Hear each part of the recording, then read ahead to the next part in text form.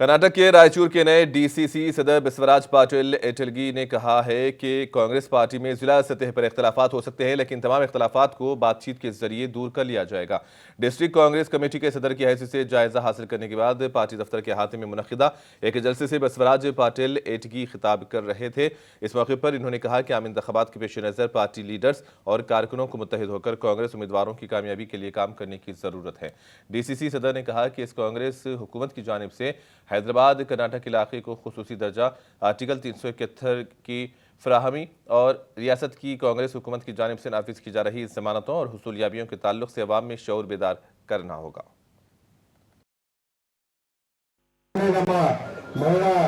ಕಾಂಗ್ರೆಸ್ಸಿನ ಎಲ್ಲ ಮುಖಂಡರು ಕೂಡ ಹೆಚ್ಚಿನ ಶಕ್ತಿ ವಹಿಸಬೇಕಾಗ್ತದೆ.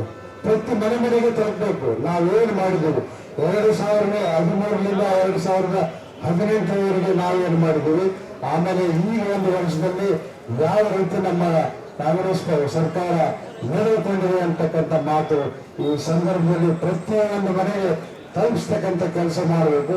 ಅದಲ್ಲದೆ ನಿನ್ನೆ ನಮ್ಮ ಸರ್ವೋಚ್ಚ ನಾಯಕರಾದಂಥ ಸನ್ಮಾನ್ಯ ಶ್ರೀ